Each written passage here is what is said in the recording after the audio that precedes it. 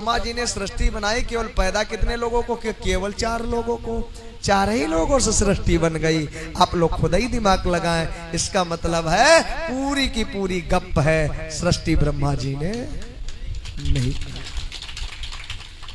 गलत तो नहीं बता? 4 सवाल हैं, जाना, विचार करना और भरी बाजार में आप बोल देना। अच्छे अच्छे विद्वान आपको पीठ दिखा करके चले जाए। जितने भी 33 करोड़ देवी देवता हैं, सबकी फोटो आप लोगों ने नहीं देखी होगी, लेकिन राम, कृष्ण, शंकर, ब्रह्मा, विष्णु, इनकी तस्वीरें तो आप लोगों ने कैलेंडरों में देखी होंगी। देखी है कि नहीं देखी है? ठीक। अब सवाल यह है, कपड़े का आविष्कार किसने किया? भगवान ने, इंसान ने? बोलिए एक साथ में आगे से पीछे तक, कपड़े का आविष्कार किसने किया? क्योंकि इतिहास में हम आदि मानव की कथा पढ़ते हैं कि यहाँ पर जब कपड़े का आविष्कार नहीं था तो आदि मानव नंगा रहता था, जानवरों की खाल से और पेड़ की पत्तों और उसकी छाल से अपने शरीर को, इतिहास कहता ना, मतलब जानवरों की खाल से, पेड़ पौधों की पत्तों और उसकी छाल से अपने शरीर को ढकता था। आदि मानव नंगा रहता था जब कपड़े का आविष्कार नहीं हुआ था। तो आप विचार करिए, आपने ब्रह्मा जी को देखा, शंकर जी को देखा, पार्वती को देखा, लक्ष्मी जी को देखा, विष्णु जी को देखा, सारे लोग कपड़ा पहने हैं। पहने कि नहीं पहने हैं? और कपड़े का आविष्कार किसने किया? इंसान ने। अगर कपड़े का आविष्कार इंसान ने किया, अगर भगवान पहले पैदा हुआ तो वो कपड़ा किस फैक्ट्री से लेके आया? विचार कर। सुनार की दुकान थी नहीं, सोने का आविष्कार हुआ नहीं था, धातुओं का आविष्कार हुआ नहीं था, सुनार की दुकान थी नहीं, तो उस समय भगवान का मुकुट, भगवान के कुंडल, लक्ष्मी जी की नथुनिया, ये किसकी दुकान से आई? किसने गढ़ा था? इसका मतलब सुनार पहले पैदा हुआ। भगवान आटा, दाल, तेल, ये किसने बनाया? किसने बनाया?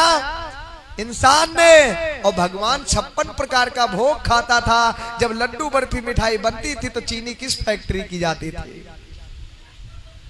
कढ़ाई थी नहीं, खोया किस कढ़ाई में उठा जाता था बर्फी बनाने के लिए? चीनी थी नहीं तो किस फैक्ट्री से आती थी? आप लोग विचार कर रहे हैं। चीनी की फैक्ट्री किसने बनाई? चीनी का आविष्कार किसने किया?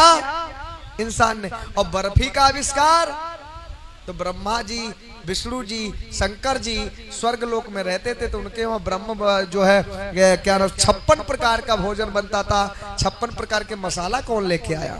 किसकी दुकान से? जब बनिया था नहीं, सरसों का तेल था नहीं, कोल्हू लगा नहीं था।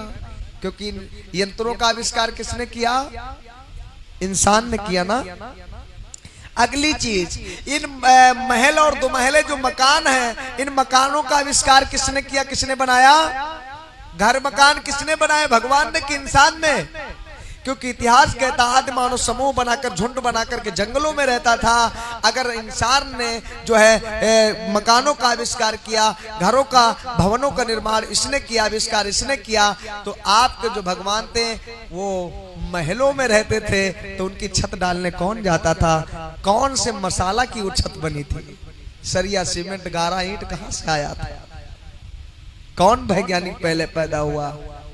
अगली बात, देवताओं की हम बात नहीं कर रहे हैं। देवताओं के राजा जो इंद्र थे, देवताओं के राजा कौन थे?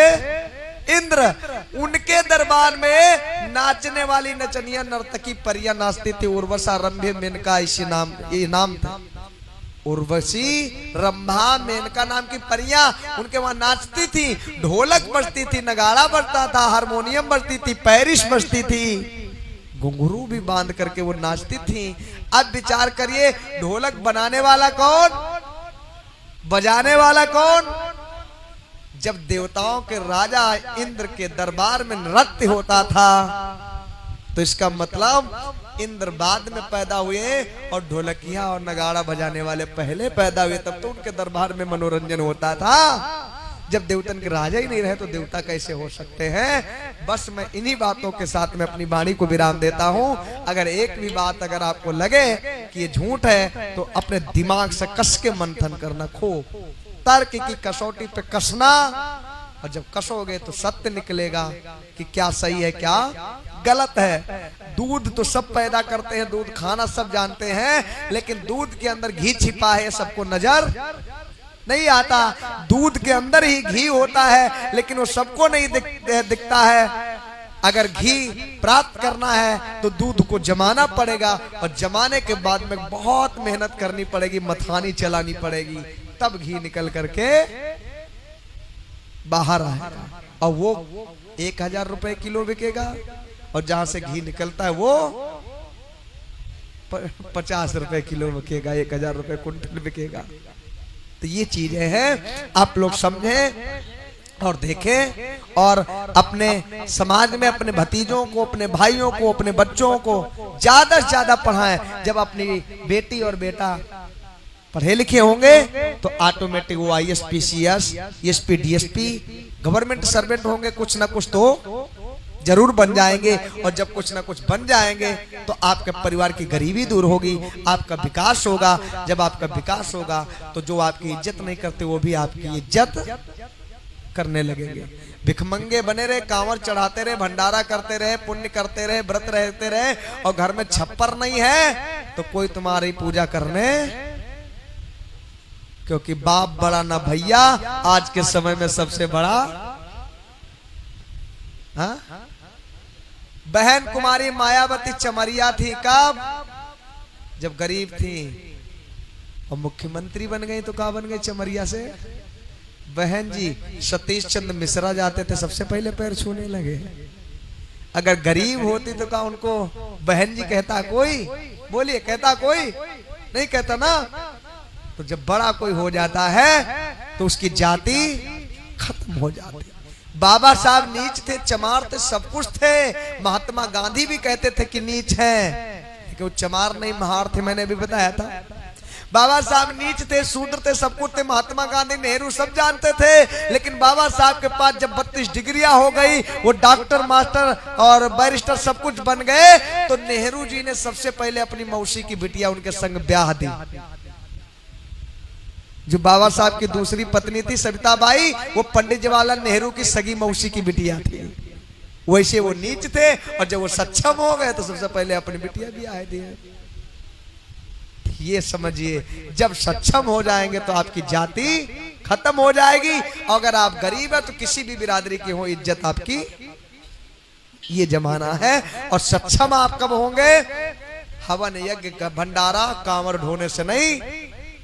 सुबह 2 घंटियां बजती हैं, एक विद्यालय की और एक देवालय की। देवालय मतलब मंदिर की, एक स्कूल की और एक मंदिर की। मंदिर जाओगे भिखारी बनोगे, स्कूल जाओगे अधिकारी बनोगे। अब तुम्हें क्या बनना है?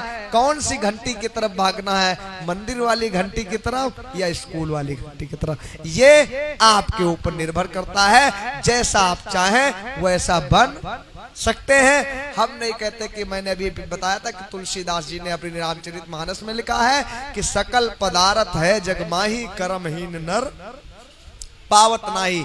दुनिया में सब कुछ है, आप प्राप्त करना चाहो तो सब कुछ प्राप्त हो सकता है, लेकिन कब? जब मेहनत करेंगे, परिश्रम करेंगे तब। बोलिए भगवान बुद्ध की।